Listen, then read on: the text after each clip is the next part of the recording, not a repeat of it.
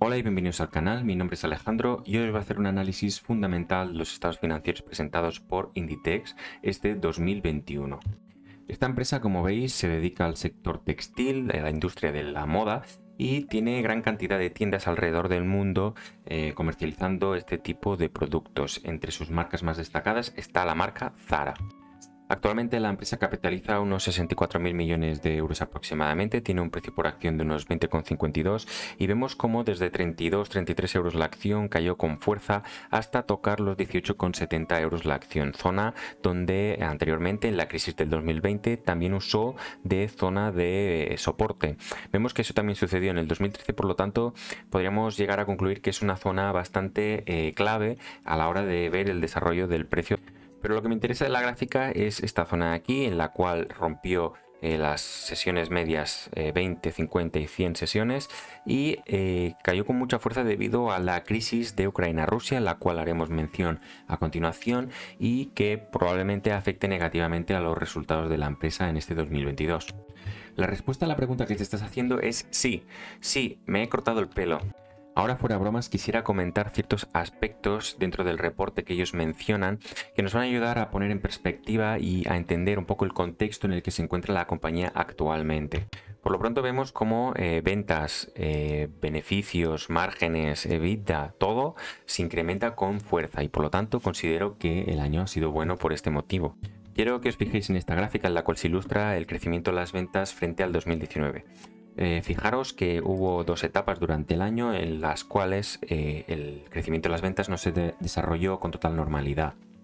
Si lo comparamos con la fase en la cual se ve o se cree que se volvió a la normalidad, pues vemos que el crecimiento pues, fue increíblemente bueno. De hecho, luego veremos una PIG y veremos cómo ha afectado realmente este incidente. Pero lo que quiero que entendáis es que actualmente el virus no es tan fuerte como antes, se van a levantar restricciones, pero bueno, siempre está la posibilidad o la probabilidad de que vuelva a haber un brote, aunque sea pequeño, y que acabe habiendo unos agujeros así en las gráficas. Por lo tanto, es un riesgo a tener en cuenta. De hecho, quiero comentaros esta PIG trimestral de Inditex, en la cual tampoco vamos a adentrarnos mucho en los datos que hay aquí, pero sí que quiero que entendáis cómo se está desarrollando el negocio trimestre a trimestre. Vemos que el segundo trimestre y el tercer trimestre fueron uno de los mejores trimestres de la historia de Inditex, obteniendo unas rentabilidades muy altas. Se convirtieron en el tercer trimestre un 16,7% de los ingresos en beneficio neto. Por lo tanto, fue un año o un trimestre muy bueno. Y sin embargo, vemos como el último trimestre vendimos más que estos últimos dos anteriores trimestres, pero que obtuvimos una rentabilidad del 8,9. ¿Qué ha pasado? Pues claramente ha habido un incremento de los costes de las ventas, lo cual ha hecho que el margen bruto se empeore y vemos como también tenemos mayores gastos de explotación. Por lo tanto, es normal que tengamos un beneficio neto menor. Y fijaros que este último trimestre se obtuvieron ventas mayores a las de los dos trimestres anteriores y eso que estaba afectando el virus, el Omicron. Por lo tanto, podemos decir que algo más ha habido aquí y es que se han incrementado los costes. La inflación también está haciendo mella a los resultados financieros de Inditex, como ya hemos visto en otros análisis que hemos llevado a cabo en el canal. Y de un riesgo que ya hemos mencionado, que es el virus, otro la inflación y posiblemente una crisis de suministro que no sé hasta qué punto vaya a afectar a Inditex. Yo no voy a considerar un riesgo porque considero que lo tienen bajo control. Nos encontramos con el riesgo país en cuanto a Rusia-Ucrania. Ambos países tenían 515 tiendas y 85 tiendas, lo que supone que el 9,26% de las tiendas de Inditex se va a ver afectada por estos cierres. Imagino que la empresa no ha podido llevar a cabo el normal funcionamiento de estas tiendas en estos países, básicamente porque en Rusia creo que ha salido y en Ucrania pues están destrozando el país y no pueden operar. Por lo tanto, va a haber una bajada de ventas, es posible que en estos países tuviese un buen margen, por lo tanto también una caída del margen y a ver hasta qué punto llega esto. Por lo tanto, muchos inversores es posible que se hayan puesto a vender dado que hayan cuantificado o estimen que pueda llegar a afectar bastante al beneficio neto de la empresa. La empresa va a pagar un dividendo de 0,93 euros la acción, 0,63 ordinario, 0,30 extraordinario. suman 0,93 céntimos la acción, teniendo en cuenta que la empresa tiene un beneficio por acción de 1,04, significaría un payout del 89%. Pero lo que yo encuentro algo problemático es el dividendo extraordinario de 0,40 céntimos la acción que quiere pagar la empresa a cuenta del ejercicio 2022, teniendo en cuenta que este 2022 ya entramos en un terreno algo ambiguo, en el cual hay muchos retos que afrontar, pues a lo mejor es algo precipitado pagar ese dividendo. Eso ya es una opinión, dejármelo en los comentarios si opináis distinto, me encantaría saberlo. Hay que tener en cuenta que la empresa está muy capitalizada y por ese lado no hay ningún riesgo, pero bueno, hay que tener perspectiva de futuro. Y ya pronto nos vamos a meter con los estados financieros, pero quisiera comentar que la empresa tiene prioridad estratégica, integración plena de tienda física y la online, digitalización y sostenibilidad del negocio. ¿Y por qué explico esto? Porque la empresa está ejecutando muy bien esta estrategia, está consiguiendo pues aumentar sus márgenes gracias a esta optimización y digitalización. La empresa pues obtiene menores costes de venta, además está obteniendo menores gastos de explotación pese a que estos se incrementen en la cuenta de resultados, está optimizando su centro de costes y sus centros de ingresos. Vemos como la empresa pasa de 6.829 tiendas en 2021 a 6.477 tiendas en 2022. Por lo tanto, podríamos decir, oye, está bajando tiendas, va a bajar facturación. Pues no, todo lo contrario, la empresa está aumentando sus ventas y está optimizando sus centros de ingresos. ¿Qué quiere decir esto? Pues que cada vez tiene menos tiendas, pero intenta mantener los mismos metros cuadrados para ofrecer el mejor servicio posible con el menor número de tiendas posibles, dándole más importancia y relevancia a la tienda online, así obteniendo el mismo nivel de ventas o más, creciendo, teniendo menos gastos fijos y gastos de explotación. Por lo tanto, la empresa estará optimizada y será mucho más rentable a largo plazo. Y bien, después de tanta charla ya nos vamos a ir a los estados financieros presentados por el grupo Inditex. Vamos a empezar por la cuenta de resultados. Lo primero de todo, vemos cómo las ventas se incrementan un 35,84% respecto al año 2020. Vemos que los costes de ventas también se incrementan un 32,05% y esto no impide que el margen bruto se mejore, pasa del 55,8% al 57,1%. Vemos que es una mejora muy importante, es muy sustancial y esto se va a trasladar a mayores beneficios. Hay que tener en cuenta que, pese a este excelente dato, el último trimestre del 2021 pues ha sido algo malo, ha sido un margen del 52%, pese a que está por encima del 50%, pues ha hecho bajar la media, podría haber sido un ejercicio aún mejor.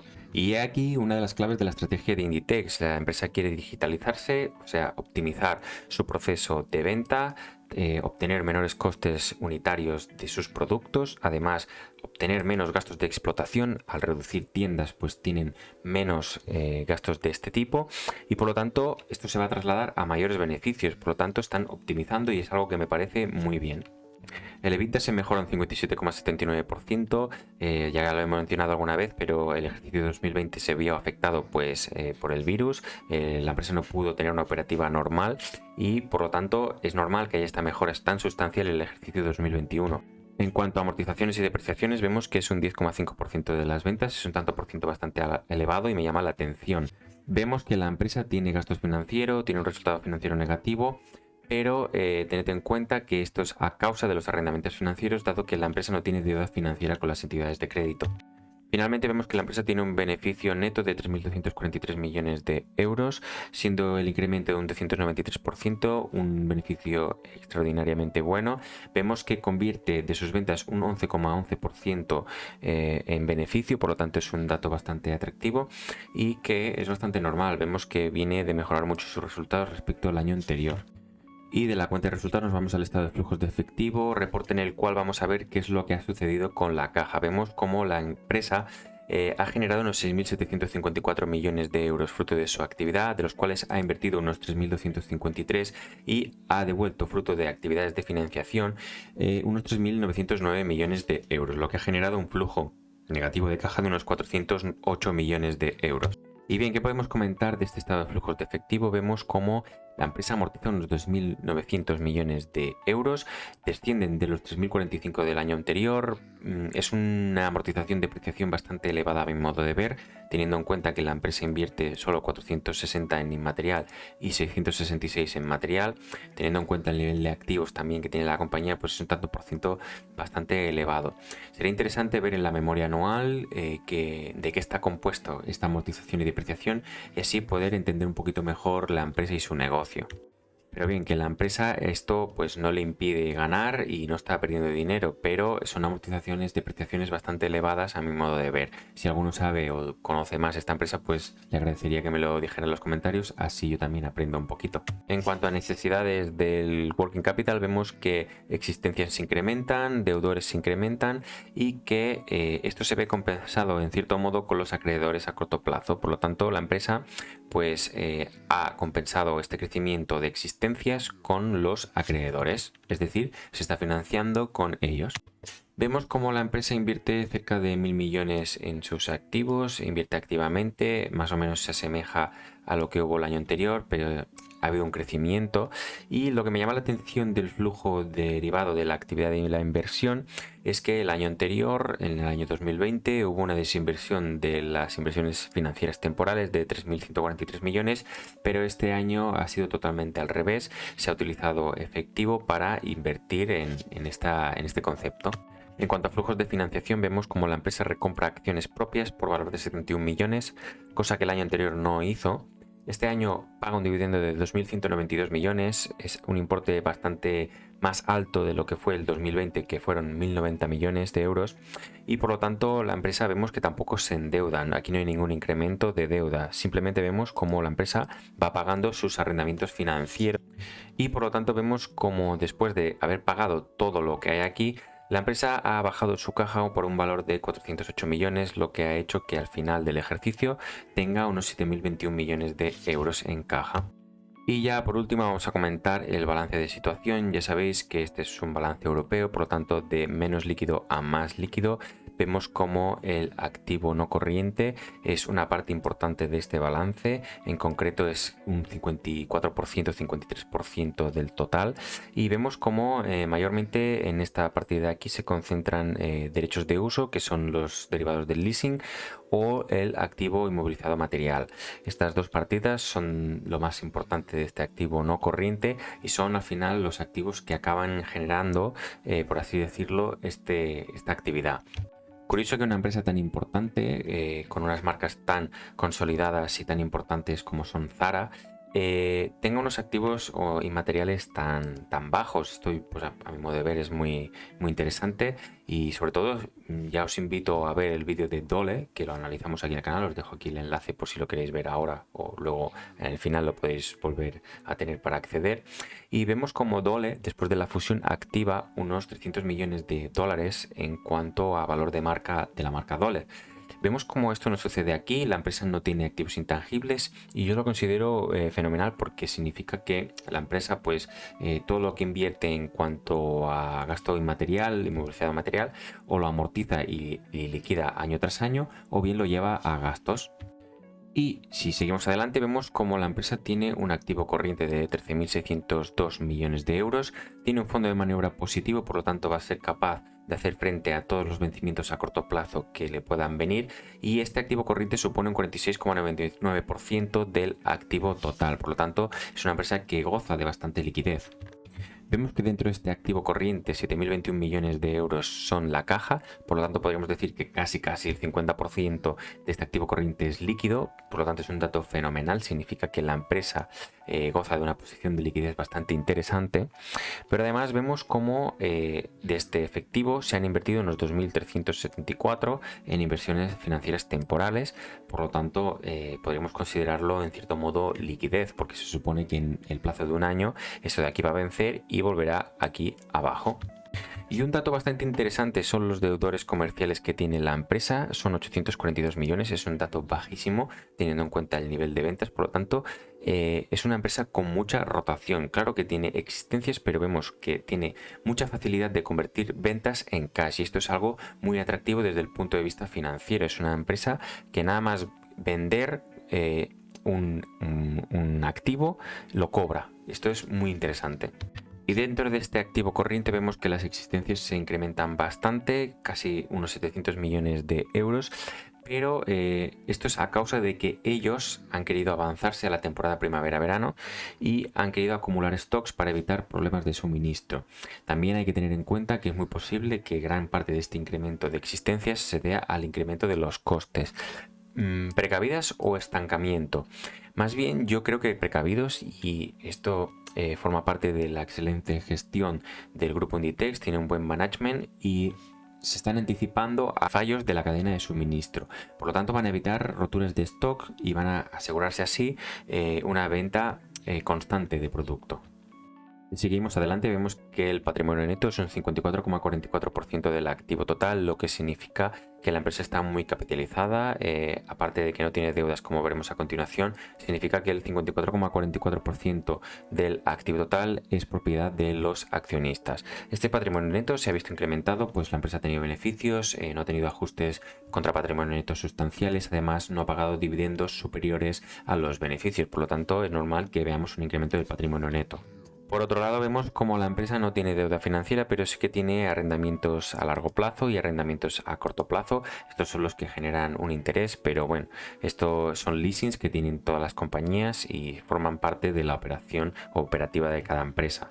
En cuanto a acreedores, vemos que estos suman unos 6.411 millones de euros. Si tenemos en cuenta y lo comparamos con deudores y existencias que suman unos 3.884 millones, nos estamos financiando de más gratis gracias a los proveedores. Por lo tanto, vemos que la empresa tiene mucha fortaleza financiera. Por lo tanto, así a modo resumen, vemos que la empresa pues, es una empresa que consigue crecer con fuerza, es una empresa que obtiene unos márgenes muy elevados gracias a la optimización y a la estrategia que está aplicando para crecer y optimizar costes e ingresos. Vemos como los gastos de explotación también se incrementan y que tiene unas altas amortizaciones que yo ya personalmente pues intentaré averiguar qué es por curiosidad. Si lo considero oportuno, pues en el siguiente vídeo que haga de Inditexis, que tiene bastante acogida en el canal, pues lo comentaré. Vemos que la empresa tiene unas rentabilidades bastante buenas y pese a que esta P&G es excelente, hay que tener en cuenta que se vienen muchos riesgos, riesgo de Rusia, inflación, cadena de suministros. Todo esto puede influenciar a que este nivel de ventas baje. Si mantienen los márgenes en este rango, pues estaríamos hablando de que se puede salvar el ejercicio, pero hay que tener en cuenta que son muchas tiendas que va a cerrar y es difícil medir o calcular el impacto negativo que puede suponer este cierre masivo. En cuanto a flujos de efectivo, vemos que la empresa consigue generar unos 6.754 millones, es un importe bastante elevado, además tiene un CAPEX bastante bajo si lo comparamos con esta generación de efectivo. Vemos que lo que le sobra pues lo puede destinar o a inversiones financieras, pago de dividendos, incluso podría haber recomprado más que no le hubiese afectado. De ahí a lo mejor que la empresa considere oportuno pagar un dividendo extraordinario a cuenta del 2022, pero hay que tener en cuenta pues que no es lo indicado. Yo al menos no lo considero adecuado. Es una empresa que tiene unos activos que con simplemente mantenerlos pues va a poder generar ventas y flujos de efectivo positivo. Además vemos una empresa con una gran capacidad de generar beneficios y efectivo, que es muy importante e increíble esta parte de aquí, que apenas acumule saldos. Es una empresa que consigue transformar o materializar sus ventas en efectivo, por lo tanto yo lo valoro muy positivamente. Es una empresa muy capitalizada y una empresa que no tiene deuda financiera ni apenas vencimientos que le puedan comprometer en el corto o largo plazo. Por lo tanto, lo único conflictivo que he comentado en el vídeo es el dividendo extraordinario. Y bien, hasta aquí el vídeo de hoy, espero que os haya gustado mucho. Si os ha gustado, suscribiros, darle al like y compartirlo con una persona que pueda interesarle. Hasta pronto y gracias.